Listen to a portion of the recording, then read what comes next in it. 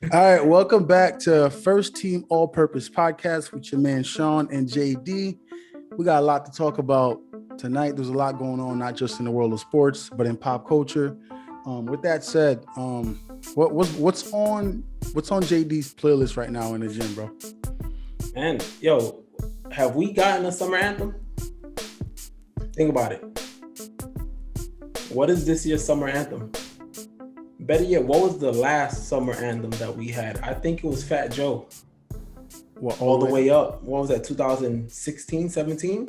Come on. So wait, none of the Drizzy's last few projects have been after 2016? I'm saying summer anthems. I'm not talking about albums. Summer anthem. Like, what is the one summer anthem? Like, Lean Back, like In the Club, those songs. Like, what is The that Kiki one joint song? wasn't an anthem? The Kiki, Do You Love Me? Nah. Come on, man. One summer, 2015, Fetty Wap had like 7 of them. Yeah, I remember. That Queen. Yeah. Wait, but right now, my gym playlist, man, I keep it with like 50 Cent, man. Get Rich or Die Trying, some old school J. Like, the new music don't move me in the gym. I'm sorry. I've been listening to Curtis, and I didn't realize how good Curtis was. I haven't listened to it in a while. There's a lot of good records on Curtis, bro. Look, 50 is one of those artists where I think 20 years down the line, we're going to go back and be like, his catalog was very solid. Yeah. Right? The Massacre, if you take out 4 or 5 songs off The Massacre, is a classic. I love The Massacre. I wish the Out of Control remix that he did with Mobb Deep, I wish that was, because the original Out of Control is on there. I can't get it up. That was on The Massacre. If the remix was on that joint, it was on the video. I know he did like a video album. He did a video, yeah. All the videos from that album, and that was on it. But yeah, I love The Massacre. Better yet, if he didn't give Game those tracks, The Massacre would have been a classic again. How We Do, Hate It or Love It, and the other tracks on the documentary. You trying to start with Game? I like Game's album, man. Speaking of, you said, I know you said you love the production, but 30 songs, B. That's everyone. That's Chris Brown does the same thing. That's Chris Brown's an R&B singer. But this is why they're doing it, because the way that algorithm is set up, you need those 30 songs so some of them can chart. If you don't have, they're not doing it because they love the music. They're doing it because of streaming. That's literally the only reason why that these artists are putting 30 songs. They're like, okay, if I do 30, if I can hit with 15, then I'm batting good numbers. But if I only put out 15 and 7 and 5 of them are good, I'm not going to chart. So it's all business, man. Think about it. Am I a fan of it? Rapper. Game is a rapper. So that's a lot of bar. Like, that's too many. Like that. Like, bro. Yo, somebody had the best tweet. They was like, yo, why is this album 30 song? He went through so much in 2 years. Game had a lot to say, bro. And he did a 10-minute Eminem diss. How did you feel about it? Did you think that record was? I listened to it once. I'm never going to listen to it again. But why is Eminem the only artist that people say that his pen is so great, but I don't ever see M respond? Drake had his battle with Meek. Jay had a battle with Nas. Like, I think this is the perfect moment for M to step out and like let dudes know what he's about. Because dudes ain't listening to, he's not the game though. We're not listening to, no, he just dropped another album a few weeks ago. Eminem? Yes. Exactly. Stop, G. But how can he get back in the spotlight? Wait, what do you mean he dropped the album a couple? He just dropped one. Curtain Calls 2. It's like a compilation of his greatest hit, and he has a few new tracks on it. So that's more of like a actual curtain call. Like M is still active out here, though. My thing is, let's see what the pen looks like in terms of battling. That's the only thing we've never seen. M's a better rapper than Game. We know that. We're not debating that. Okay, But let's battle. Nas battle, Pop, Biggie, everyone did, except for Eminem. I want to see that. He killed Benzino. Oh my God. Yeah, let's get started, bro. He was kind of in the booty, boom. Come on, man. Benzino. He was kind of in the mix with the whole 50 and Ja thing. He threw some shots. Yeah, he hopped on that. He didn't have primary beats, but people didn't diss Eminem like that. His career, like how many people really wanted smoke with M or wanted But game once, 10 minutes of smoke. Yeah, but it's too late now. It's 2022. M's not trying to battle nobody. But M is still making albums, bro. The last 5 years, he's released 3 albums. So we can't act like he's not active. That he's released more albums than Kendrick Lamar. That's a different kind of active. I think M's not trying to give Game that time of day. I don't have, again, I don't know. I don't know. Whatever it is, I listened to it once and I'm like, yeah, I'm all set. Like, he was basically mocking Eminem, like, even with his flow, his voice, and all that stuff. So I'm like, I'm good. You know what these streaming devices should do real quick? They should let us go to an album and modify it. So there's 30 songs. I should be able to delete 10 of them or 20 of them and just have the 10 that I want and listen to that album. That would be great. That would send me my check, Spotify. I was about to say, you might got to send me that check, right? Yo, we're going to get it popping with someone who seems to always be in the news, Mr. LeBron, King James. Richard Jefferson was asked about LeBron and his place in Laker lore. And Richard Jefferson made a remark saying LeBron's not a Laker great. Not saying that LeBron's not a great player, not saying that LeBron has not been a great player with the Lakers, but saying that he's not a Laker great.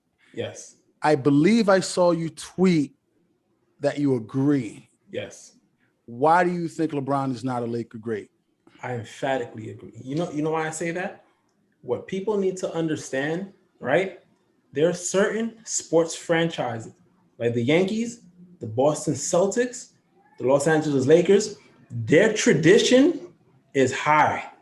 Okay, for you to be considered a great for those franchises, it has to be years of success, championship, and being in the spotlight. LeBron's been on there 4 seasons. They won 1 champion. They didn't make the playoffs twice, and they got bumped out the first round. So I feel like he has another 3 or 4 seasons. As of right now, he is not a Laker great yet. When I think of LeBron James, I don't think of him as a Laker. Okay? You think of Shaq. Shaq won with Miami. He went to the finals with Orlando. When we think of Shaq, we think of him as a Laker. Wilt Chamberlain, Kareem Abdul-Jabbar, no one even remembers he won a championship with Milwaukee. We think of him as not Milwaukee people, because that's only they only have 2. Listen, we think of him as a Laker. LeBron hasn't done enough yet. That's the key word. He hasn't done enough yet, right? If he would have went to any other team and brought them that championship, it would have meant a lot. But bro, we're talking about the Lakers. I'm not a Laker fan, but you have to, certain franchises, Lakers, Boston Celtics, Yankees, it has to be a longer resume. What do you think? I emphatically, taking your word, disagree with you and Richard Jefferson. I'm going to tell you why. The way that my criteria for LeBron and his place in Lakerland is not simply, yes, we want to win in championships, and that is the standard, chip or bust. I get that. I am looking at what LeBron has meant to this franchise. I don't know if you guys remember. Maybe people have like amnesia. The Lakers were down bad when LeBron came here. Nobody wanted to come here. From getting dissed, and when I say diss, like not peace, necessarily. Nope. Carmelo Anthony passed up on. They were drafting well. Go ahead. I'm not talking about that. We talk about free agencies. The Lakers have always been a team that has counted on free agency or trades to get guys. If you can't get them in free agency, you swing a trade for a Pau Gasol and you're able to make a run with Kobe Bryant. Carmelo said, "I'm good." Dwight came here and said, "I'm good, beloved." Who else? LaMarcus Aldridge took 2 meetings before saying, "I'm good." All of these stars that we're talking about, Kevin Love was like, "Nah, I'm good. I'm going to Cleveland." All of these guys. Russell Westbrook, for a while, Laker fans were begging him to come, and he was like telling us, "Get the F out of here." All of these guys never wanted to come there, right? Paul George said he wanted to come. The Lakers weren't able to swing a trade for him. They thought they would have had him anyway. And then Paul George gets a chance to come in free agency. He doesn't come. LeBron does. That's step one. LeBron comes, immediately puts us back in relevance. I'm talking about like not just relevance as far as like clout. I'm talking about you are now going to be able to have a chance to get other guys to build a championship team. That's 1. 2, people are talking about Wilt Chamberlain's a Laker great. Wilt Chamberlain only played 5 years with the Lakers, and he won 1 championship. LeBron has been there 4 years and has already won a championship in year 2. What is the criteria that makes Wilt Chamberlain automatically on that list but not LeBron. He's played less years. LeBron's played less years and has the same amount of titles. So what is it with that argument that Wilt belongs there? Because we think of Wilt like Wilt was great, but he wasn't great with the Lakers for that long. He had a short career with the Lakers. Jerry West went to 9 NBA finals, but he only has 1 championship. So but he's a lifer. Would you put him? Okay, then. But okay, so I'm not talking about Jerry. I'm talking about Wilt. Was the question because he's synonymous with the Lakers? That's why. Because when you think of yes. Listen, so you mean I think of wait. So you mean to tell me when we say what team do you associate LeBron James with? The first team you're gonna say out your mouth is the Lakers. Not what the question is. Okay, Gene. but all right? Let me ask you specifically. Did he say LeBron isn't Mount Rushmore on the Lakers, or did he say as of right now, LeBron shouldn't be Mount Rushmore on the Lakers? But yes, my argument is not Mount Rushmore. It's about great. Like we're talking about great. Like not yet. Not yet. Not yet. How is Wilt though? How is Wilt? What you mean? Because he meant more. How? He meant more. You think Wilt meant more to the Lakers than LeBron does to these Lakers now? You are out of your mind. Yes. Wilt had Jerry. We just basketball was different. Wilt played with. Basketball was different back then. Wilt a player of his stature in that time, in that specific time, he wasn't the best player on the team. He wasn't, but he meant a lot to that team though. Bro, LeBron revived, literally, Gene, on life support, revived the franchise overnight. So a team like the Lakers, who have a rich tradition of figuring it out and getting it right, you telling me that they would have never got it right if LeBron didn't come? Was 2012 and they got swept. Why hadn't they figured it out for 8 years? What you mean? Okay, so before Kobe and Shaq went there, how long did they went? What? They 16 years? Bro, they went to the finals 91 against the Bulls. And then they didn't go to the finals until Kobe and Shaq got there. Because of what? Magic Johnson retired from basketball. Okay, no, it doesn't matter though. But they took 10 years to figure it out. To figure it out by what? By Shaq coming. Exactly. By Shaq coming. Exactly. Okay. And LeBron was LeBron is our Shaq. But they three-peated with Shaq. What you mean? And that's my point is Shaq played 8-9 years with the Lakers. LeBron is he's in year 4. So am I wrong by saying so quick to write him off? No, nobody's writing him off. When what Richard Jefferson said and what I'm agreeing, as of right now, as it stands for me, he's not a Laker great yet. Period. Bugging. I don't think he won a title. He came and delivered. He did deliver. So would you? Okay, so like what? All right. So what about someone like Paul Gasol? Because before Paul Gasol is absolutely a Laker. So would you have him higher than LeBron? Absolutely. No, I would not have Paul higher than LeBron. Because based off what you say, because the Lakers were struggling, right? Remember when Shaq left, those 3 or 4 seasons they did not produce, they did not play well, right? They were playoff teams. The Lakers were playoff teams. They were not contending teams. Listen. When we talk, I always say this. When we talk about some certain team, I'm not talking about contend. We're talking about championships. When we talk about Yankees, it's championship or bust. When I talk about Lakers, it's championship or bust. When Shaq first left, Kobe Bryant was there. He was holding the fort down. They were not a championship team until they made that trade. I was in school with you. I remember. He was like, yes. I remember. When we saw that they got Paul Gasol, we said, yo, bro, it's on. And what happened? And it was on. He went to the finals. They lost that year, and then they came back and won the next 2. Won 2. They could have 3-peated. So technically, it's because of Paul. It's because of them getting Paul that they won. They wouldn't have won. I love Paul Gasol. I would never diss Paul Gasol. But if Paul has meant more to the Lakers in terms of ring counts, that's the thing. My criteria is not simply ring counts. LeBron James is the Los Angeles Lakers, right? He is the culture of the Lakers. He's everything the Lakers are right now. You take him off of that team, they're a lottery team, bro. That you can say that for every great player, every great team. When I see the Lakers, when I see LeBron's name, he is not synonymous with the Lakers for me yet. I'm not saying that he won't be. I'm just saying as of right now, I don't consider him a Lakers great. We're not talking about GOAT. We're not talking about any of that. He's not on Mount Rushmore yet. Hell no, he's not on Mount Rushmore. I agree with that. He might not ever make it on that. No, bro. So listen, for LeBron to make Lakers Mount Rushmore, which is 4 players, Magic Johnson and Kobe are not getting off that list for anybody. Facts. Right? So then me personally, I have Shaq there, and then you got the logo. So for LeBron to be the logo over Kareem? Or Kareem. Thank you. But you're making my point. So I'm saying if LeBron goes on and win 3 more or 2 more, he's knocking on the door. My man, if LeBron gets 1 more with the Lakers, then the conversation is warranted. If he gets 2 more, So why are we saying this like it's far off? Like the link, like no, but what the key word I keep on saying is yet.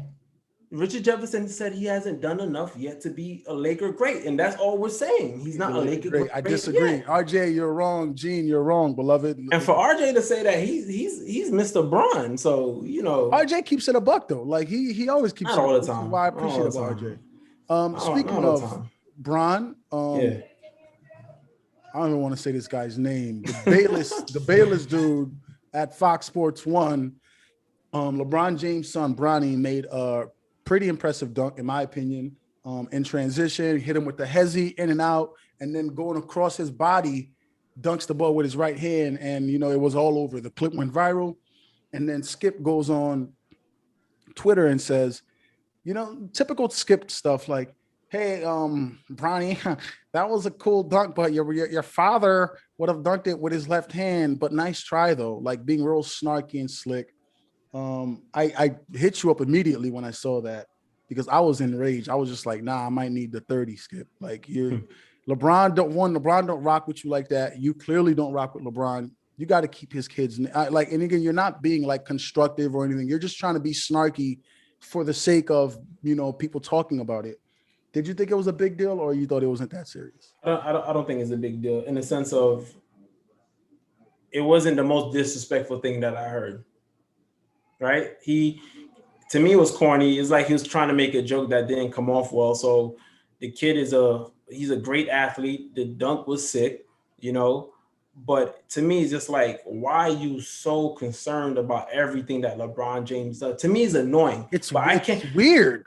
It's weird, right? It's this weird obsession, right? But I can't sit here and say that like that is the worst thing someone's ever tweeted. So to me, it's Skip being Skip. I feel like social media has built this guy up to be like that, right?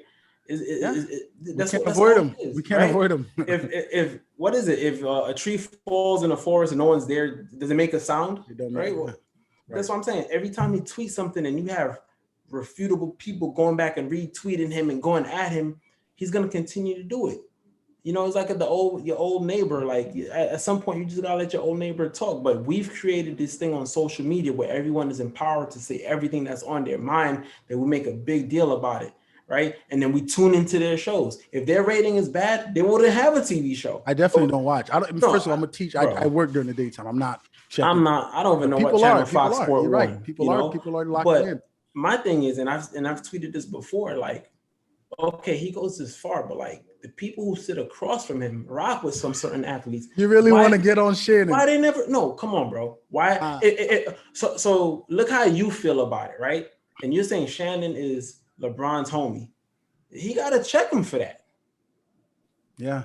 Again, it's not like he said, if he would have tweeted something like, yo, Bronny, stop trying to play ball because you're not going to be as good as your father. To me, that's fighting words right there.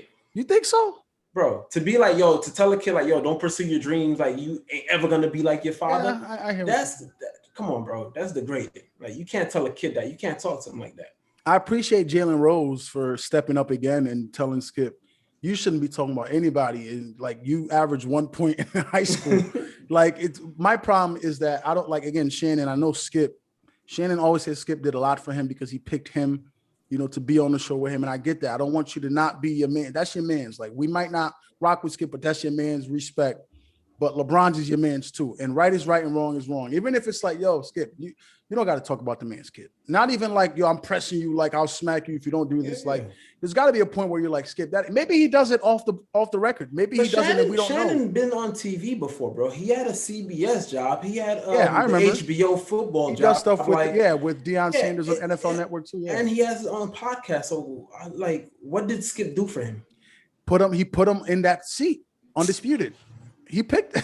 He had a million different TV shows, bro. Like it's one thing if you were trying to be on TV and you never had the opportunity, and he picked you from that bunch. But no, he actually had to watch you on CBS. He watched you on HBO. He watched you on other networks. Yeah, I hear what you're saying. You know what I'm saying? Like it's not your first time around the block. Like, so what did he really do for you?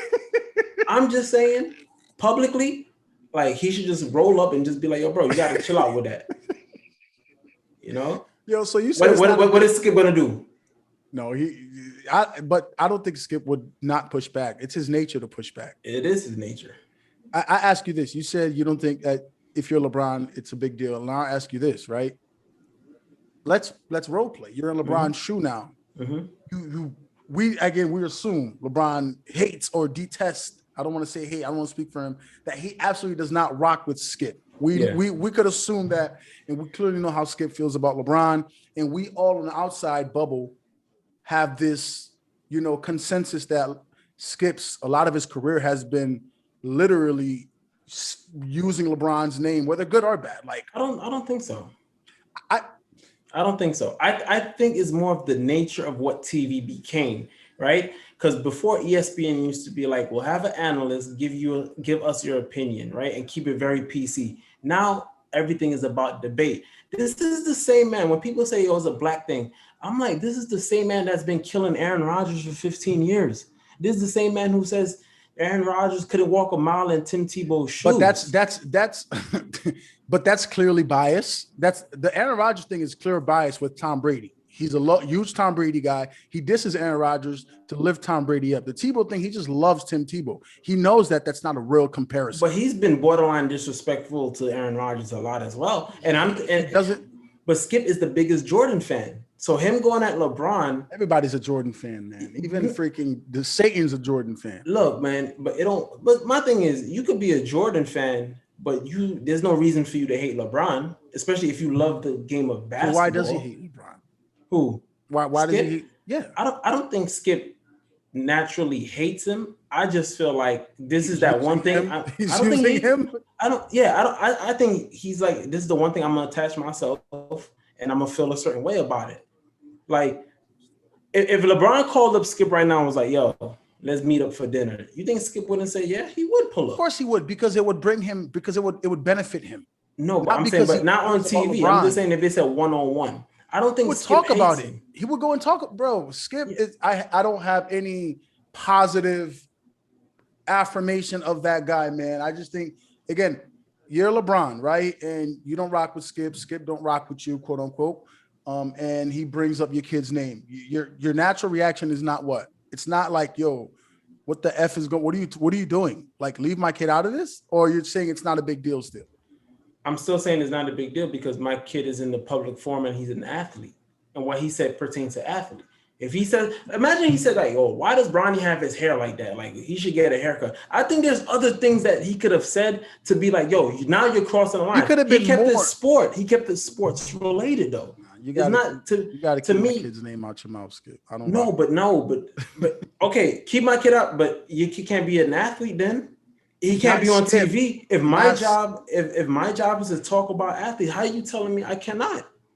Because he's not talking about sports, bro. He's just clearly trying to attach more LeBron. It's pandering. He's using Bronny to bring back LeBron and be all that other. But again, is it a level of super disrespect? Like, was that tweet disrespectful to you? I'm asking. It was disrespectful because it was Skip, bro, and it's because it's a teenager that he's trying to put a teenager on his whatever strategy to be more effective, and there was nothing about that was one constructive or pure-hearted. We know Skip doesn't really care that Bronny dunked it with his right hand. He was literally trolling.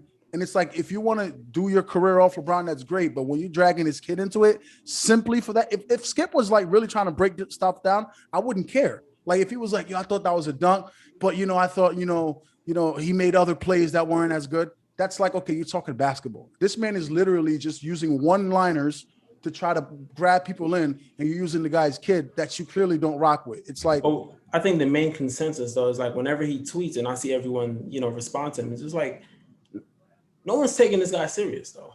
Like he is not the sports guy that we're gonna run to and be like, damn, why did he really tweet that? Like at this point, tired of him, bro. We are tired. Like it's corny. Like even when I saw it, I told you yesterday, I'm like, yeah, it's corny. That's why some people I just mute their accounts because I don't really want to see them on my timeline like that. Because like you said, he's not doing anything to further the game or giving valid critique to it. But at the same time, I'm not gonna act like he just violated homie. I think we can agree that both of that is true.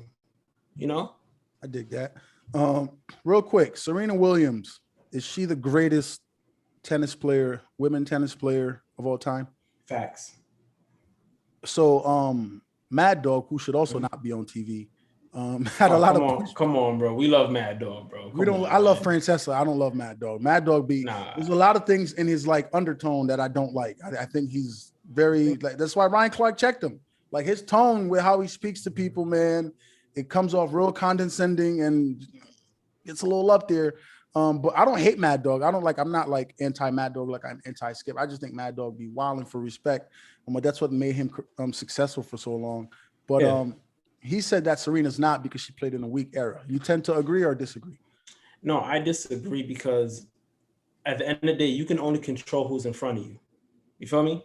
Like it's not her fault. Like a lot of the a good percentage of the competition that she played wasn't the most dominant, but she dominated the sport of tennis. Right.